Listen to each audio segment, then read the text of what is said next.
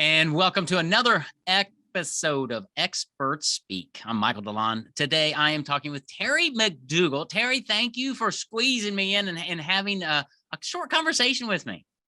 Michael, I am thrilled to be here. I'm really excited for our conversation. It is going to be great. So Terry and I got connected recently. She is she's got a bunch of business experience. She helps business owners in lots of ways through coaching and mentoring things. We're going to talk about that. She wrote a book, and I really love the name of this book. It's Winning the Game of Work. And then her subtitle, let me see if I can get this right. Oh, there it is. Look at that. Career happiness and success on your own terms. So it's awesome. When I first saw that, I thought, what a great name of a book, Winning the Game at Work. So we're going to talk about that. But first of all, let's talk a little bit about your background, Terry. How did you, give us a snapshot of your background and how'd you get into doing what you do now?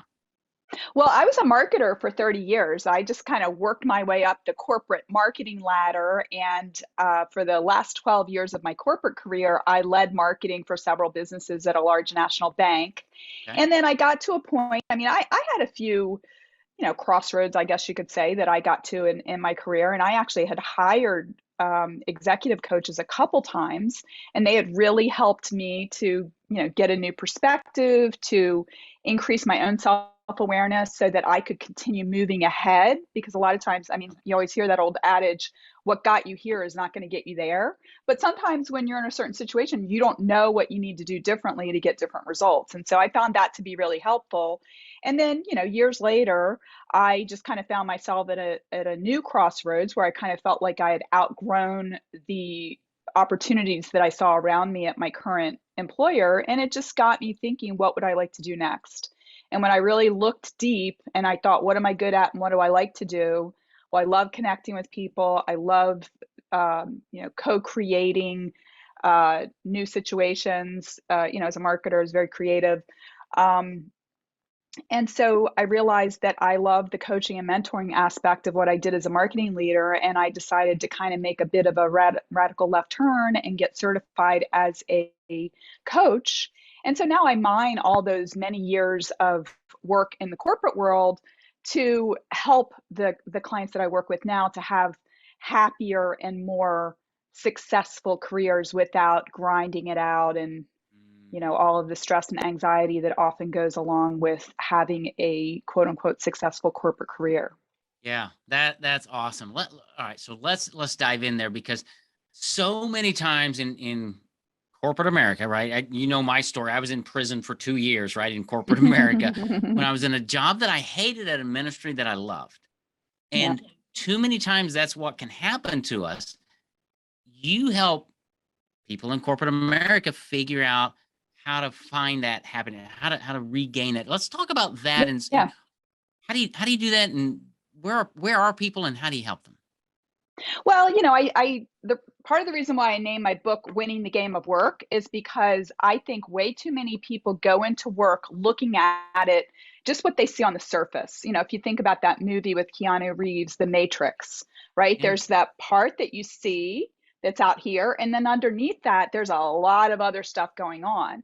And most or many people do not really go beneath the surface. They think, hey, I come into work every day. I, sit at my desk for 8 or 9 hours, do my work, and I pick up my paycheck at the end of the week. And there's way more going on than what we see on the surface.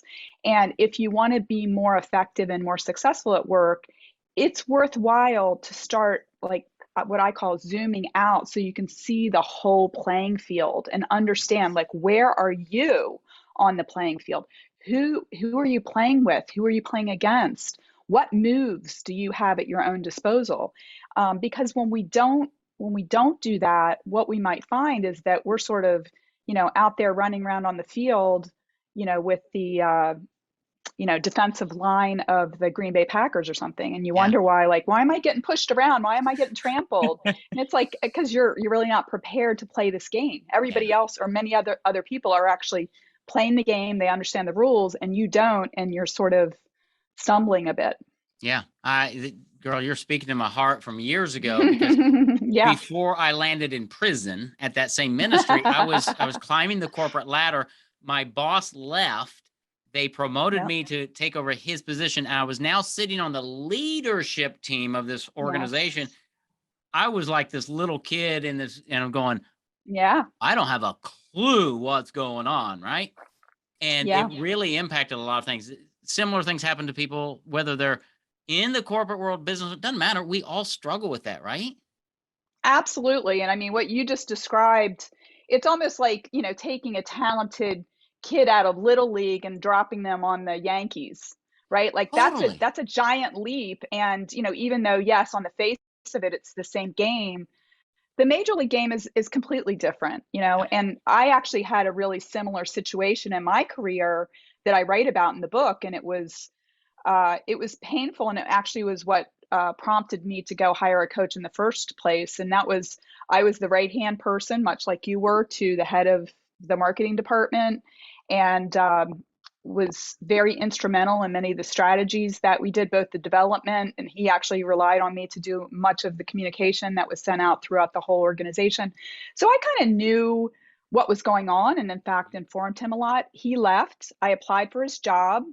I did not do anything special to prepare.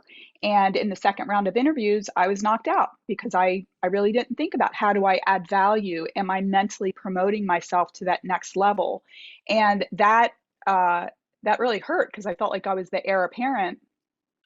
And I decided that I was going to get some help so that if I faced that again, that I would be prepared. And in fact, a few months later, I had the opportunity. It's funny about how sometimes when you prepare yourself, the opportunities come, because actually the day I found out that I was not going to be moving forward with that opportunity, I got a call from a recruiter.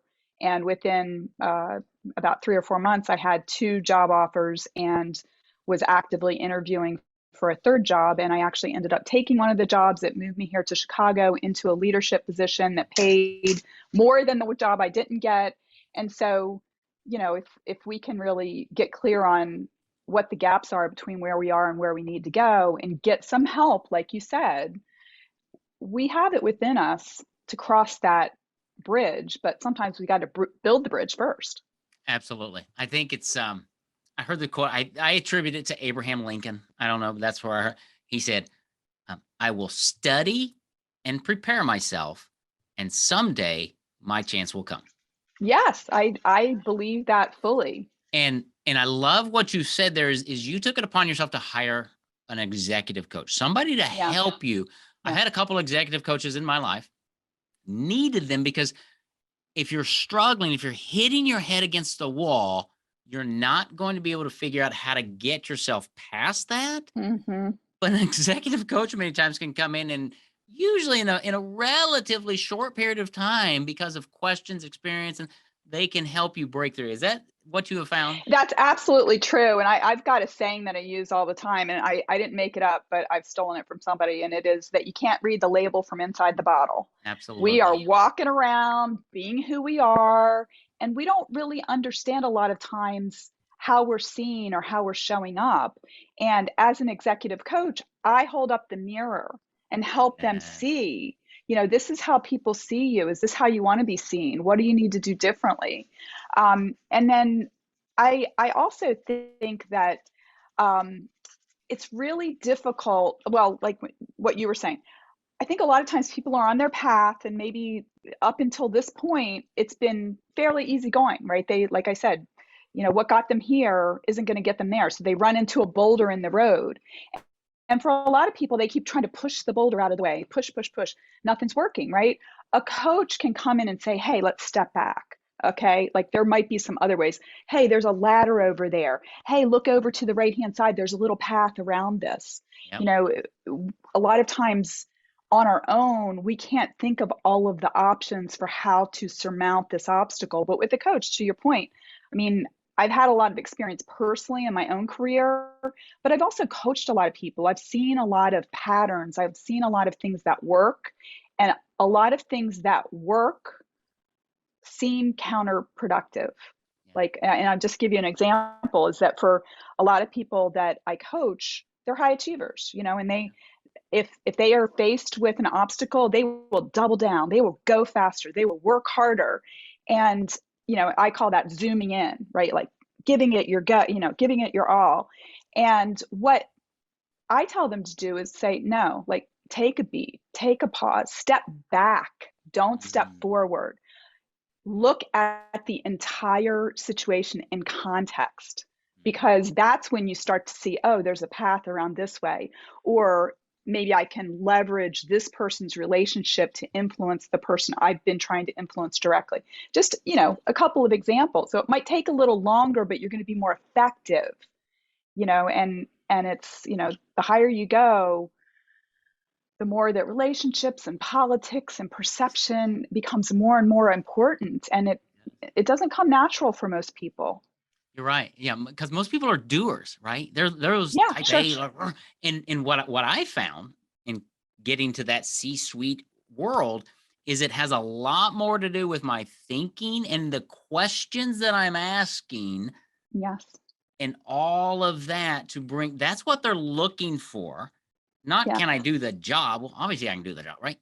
Right. So how do you help people as you work with them to, I mean, give me examples or something of how you help people break through and think differently. Well, I mean, it's really a shift in the mindset in terms of as you move up the corporate ladder and you're given more and more resources, and that could be money, um, people, People, yeah, you're being entrusted with more resources, and the expectation is if I give you these resources, you are going to get the highest amount of leverage out of these resources.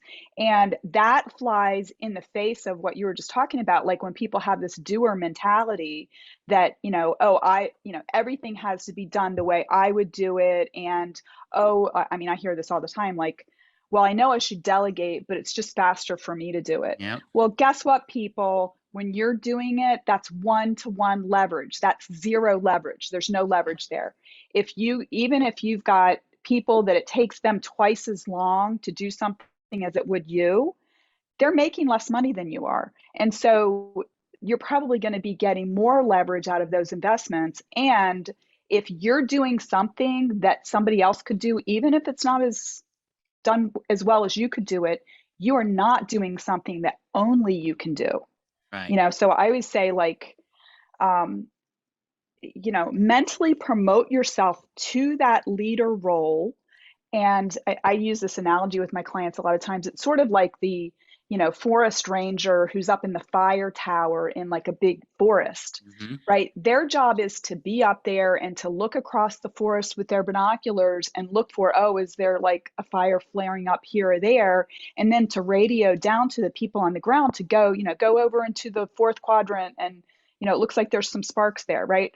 If they run down out of the fire tower to work, put the fires out themselves, they're not going to be able to see what's on the horizon, Right. right? And that's their job. Their job is to get the big things done. It is not for them to necessarily do it. Well, and that was the other thing that I had to learn is because before I got to that C-suite level, I was the doer, and Mm-hmm. when I got to the C-suite level, it was more about, okay, here's what we're entrusting to you, Michael.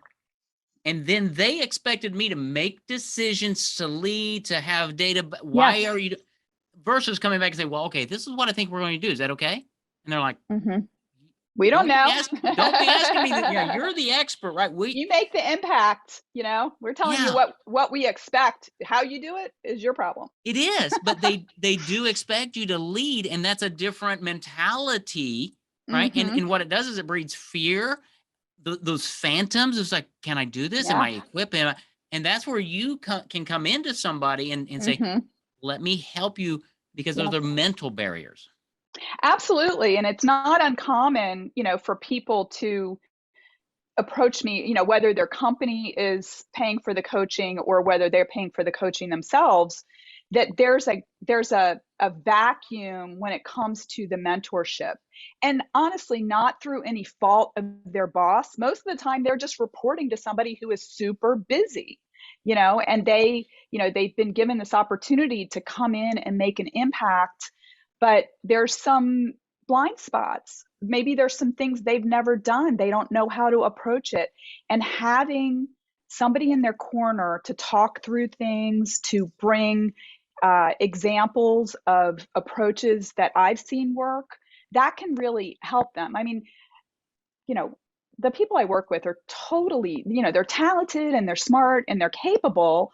But a lot of times maybe they haven't done this before. And so it's natural to sometimes feel a little uncertain. Yeah. But to have somebody that can listen and validate that, yeah, your approach sounds like it's going to be effective, and maybe you need to think about these 2 or 3 things, or go out and lay the groundwork with some of the people you're going to need to work with. It's helpful. And the funny thing is, and I've seen, because I worked in corporate for so long, sometimes when we see people that are in the C-suite, we just think, oh, well, they're just so naturally talented, or they found the right, magic elevator that took them to that C-suite floor. But the reality is that for many, many successful people, they have not done it on their own. They've either had, great mentors, and or they've had coaches. I mean, I've been in the room with the CEO of a former place where I worked when he was there with his public speaking coach. Yes. Super smart guy, worked his way up through the organization, was very, very talented, not the most dynamic speaker, right? And so when you get to that level and you're needing to motivate lots of people, from the stage, he needed some help with that, and he got it. Yes. And this is, I think that for a lot of us, we can like judge ourselves and say, oh, well, I'm not worth spending that much money on me. But I can tell you from my own experience that the return on the investment that I made in myself was incredible. I mean, Multiples. over, being able to make it to that next level and work there for 12 years, it was, thousands of percent Right. ROI on what I spent on myself.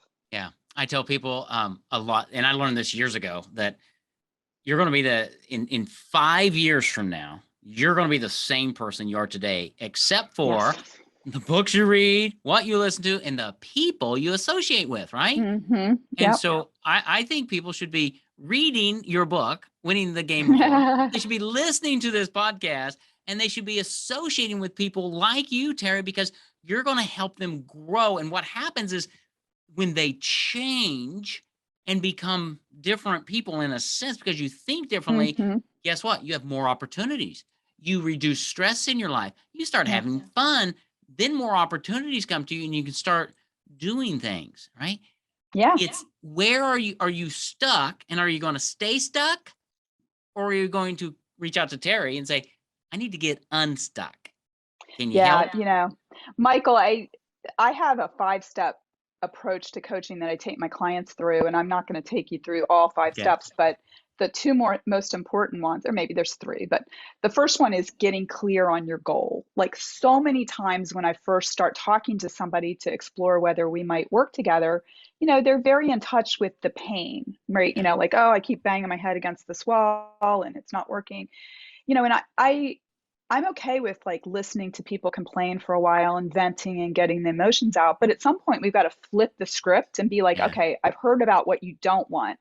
What do you want? What do you want this situation to look Yeah. like? We have to get into that space of like, what's the ideal? Because that's what we're moving towards. We don't want to be running away from something. Right. We want to run towards something that we want and that we've thought about.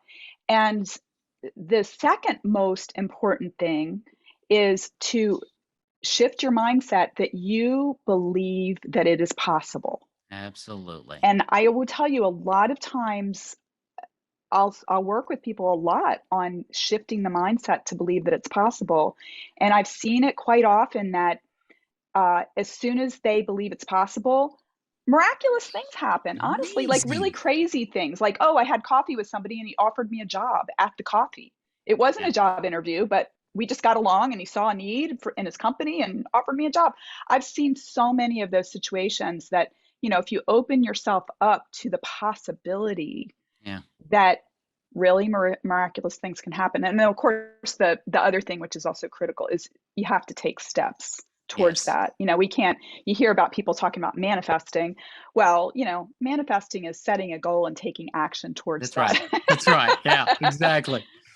Yeah, you're not going to get that without the guy going out to coffee. He would never have Yes, right. I mean, exactly. If he was it's all this other sitting thing. home dreaming, that's only step one. That's right. Yeah. So a 5-step, I'm calling it your breakthrough formula. I don't know, do you have a name for it? But that's Yeah. what I call it. As I heard you, it's like, okay, that's great. And I love that because everybody needs a step, a process, Hmm. realizing I mean, and don't take this wrong. I tell people this about what I do. It's not rocket science. It's Yeah. just that Yeah. you've been around long enough. You've codified it. You've laid it out. You're relational. And that's really where transformation happens. Because when I was on the phone back in the day before Zoom with my coach, it was a lot of questions. He'd ask me, I'd talk, and it was the Yep. relationship we built where he built up enough emotional capital to really speak into my life Yes. and Hmm. affirm me. Goes, no, Michael, you've got this. Yeah, absolutely. Really? Really? Because who else It's could I go to? I mean, I couldn't Yeah, go to my peers. right. I think a lot of people avoid coaching because, I mean, the funny thing is that I think a lot of people really know what they want and what they need, but they're afraid they're not going to get it. And so that can be a big obstacle. That's the mindset piece. But my approach to coaching is really to help people understand that the way that they're coping is normal based on what their life has been to this point. Yep, Um, and there's nothing wrong with it. We don't need to feel shame because we that's don't right. know what we need to do to go forward. At the same time, we have to be willing to take some risk, because if everything that we've done up until now isn't working to get what we want, we have to do something different. Yeah. And it's natural also to be scared. But I mean, again, I have the honor, quite frankly, the privilege of seeing people be brave and do things that they're scared to do and get the results that they've been, Yeah. wishing for. Right. It's possible. I mean, the super interesting thing is that we all only really use such a small percentage of what we're capable of. Right. And I think that sometimes it's very easy, especially in the corporate world, to only see what's right in front of us and to stay in a box, and not to realize that even in the organization that you're in, like, you might be able to go and convince somebody to make a job that fits you perfectly. I mean, I've seen it happen. Yeah. Absolutely. It is. But it has a lot to do with who you are, how you're presenting yourself, the confidence level that can come through coaching and Hmm. working with you. There are so many, shall I call them, side benefits to coaching with somebody like Hmm. you, Terry, is that I may come to you for one thing, but by the time we're done, whether that's 3 months or 6 months or a year or 10 years, it doesn't matter. Yeah. Yeah. I'm a different person in so many areas, and Yes. your peers, your spouse, your children start saying, I like you. Wow, mom's different. She's That's happier. right. Yes. Yeah, And yeah, they're little tiny changes, growth, confidence level, everything. That's yes. the value of having somebody like Terry in your life. So let me just encourage people. Terry, how do people get in touch with you? I know they can get your book. Tell us how to get your book. Tell us how to get in touch with you. Yeah. Well, my book, Winning the Game of Work, is available on Amazon and Barnes and Noble. I have a podcast also, which is called marketingmambo.net, because I was a marketer for many years and I still have an interest in that. And that's marketingmambo.net, and it's on all of the platforms. If people want to talk with me, I'm at terrybmcdougall.com, and you can go there, check me out, see what some of my former clients say about me, even read a couple chapters from my book. You can also set up time for an exploratory call with me on my website. And then I'm also active on LinkedIn at Terry B. McDougall. Awesome. And I'm going to have all that in the show notes too, just so it makes it easy for people to reach out. Have that exploratory call with her, check out her book, read some things, take those steps, because that's really what it is. Step by step, right? So if you're feeling constrained, if you're feeling like I did in prison, right? In a job that you really love, you don't have to escape prison like I do and leave. There are ways to make that job better because you get better. Yes, And absolutely. that comes through working with somebody like Terry. So you can, if you find yourself being, as you, I think you said at one time, successful but not happy, Yes. that's a good indicator that you need to just reach out and talk to Terry and say, okay, how do you help me? Because I really like what I do, but I'm You not can real happy. expand the overlap, and it's really it's a couple things. It's learning some new skills. It's reframing what's going on around you so you see it differently and you show up differently. And it's, really importantly, shifting that mindset.